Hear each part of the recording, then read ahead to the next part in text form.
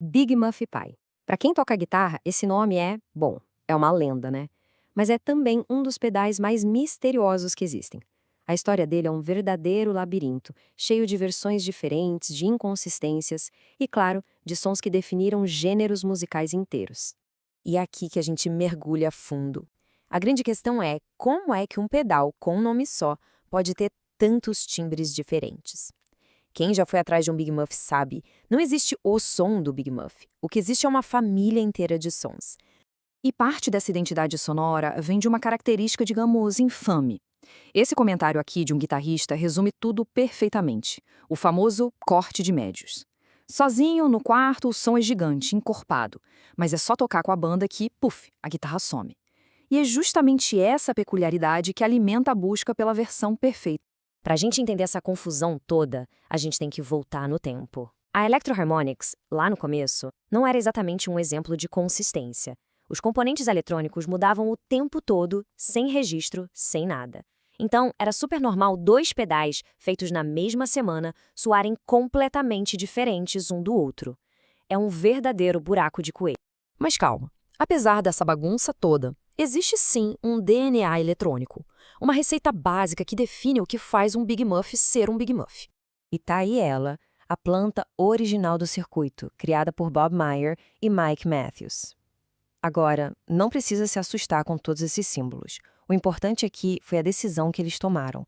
Em vez de usar transistores de germânio, que eram comuns na época, mas muito instáveis, eles foram para os de silício, buscando mais estabilidade. Mal sabiam eles a ironia que isso ia se tornar. A gente pode quebrar esse circuito todo em 3 partes bem fáceis de entender. Primeiro, os estágios de ganho. São 4 transistores de silício que pegam o sinal da guitarra e gritam, amplificando tudo. Depois, vem os diodos de clipagem, que são tipo uma tesoura aparando o sinal para criar aquela sujeira bonita que a gente chama de fuzz. E por fim, o famoso e controverso tone stack, o circuito de tom que cava aquele buraco nos médios.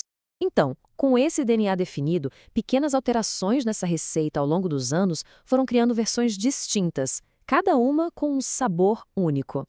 Vamos dar uma olhada nas mais famosas. Começando pelo Triangle, de 69, o primeirão. Um som mais brilhante, doce, que dizem lembrar uma flauta. Depois o Ram's Head. Esse é o do David Gilmour, do Jay Mascis, aquele sustente, parece um violino. Aí veio o Op-Amp, mais rasgado, mais fuzz distortion, a cara do Smashing Pumpkins. E claro, o Green Russian, o tanque de guerra. Pesadão, grave, um dos preferidos da galera do baixo. A melhor forma de pensar nisso é como uma receita de família, sabe? Os ingredientes básicos de um bolo são sempre os mesmos. Mas se você muda um pouquinho a quantidade de um tempero, bota uma raspa de limão, pronto, já é um prato completamente diferente. Dentro do Big Muff acontece a mesmíssima coisa. Tá, mas que temperos estão esses? Qual é o ingrediente secreto que causa uma mudança tão drástica no som? Vamos descobrir agora. Dá uma olhada nessa placa de circuito. Ele é a base para construir muitas, mas muitas versões diferentes do Big Muff. A estrutura, o layout das trilhas, é tudo igual. Então, a mágica não está no desenho da placa. Ué, então se a planta do circuito é a mesma, o que faz um Ram's Head soar tão diferente de um Green Russian? A resposta é minúscula. E aqui está o grande segredo. A diferença toda está nos valores de componentes minúsculos, como capacitores e resistores. Olha só na tabela, um capacitor com valor um pouquinho diferente no Triangle. Já os resistores, a diferença de valores entre o Ram's Head e o Green Russian é brutal. São essas pecinhas que moldam toda a equalização e a resposta do pedal. E sabe quanto custa um desses componentes que mudam tudo? Centavos. É isso mesmo. Mudanças de som gigantescas, que no mercado de pedais vintage valem centenas ou até milhares de reais, são causadas por peças que custam menos que uma bala. Isso é simplesmente fascinante. E a história não para por aí, não. A lenda do Big Muff continua evoluindo, às vezes de umas formas bem inesperadas. Quase como uma espécie de arqueologia analógica.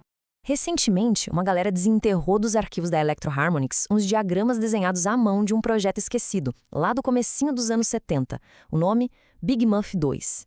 E não era só uma revisão, era uma visão totalmente nova do pedal. E o mais doido é que esse projeto perdido era o oposto do clássico. Enquanto o Big Muff tradicional é suave, sem médios, o Big Muff 2 foi pensado para ser agressivo, cortante e lotado de frequências médias. Ele usava um design de amplificador operacional completamente diferente, que na prática resolvia o tal problema que acabou definindo o pedal por décadas. Foi descrito, na época da descoberta, como uma espécie de realidade paralela, imaginada pelo próprio inventor, o Bob Meyer. É a prova de que, desde a sua origem, o Big Muff poderia ter seguido um caminho sonoro completamente diferente. No final das contas, a história do Big Muff é a história da evolução constante, muitas vezes acidental. Isso deixa a gente com uma pergunta no ar.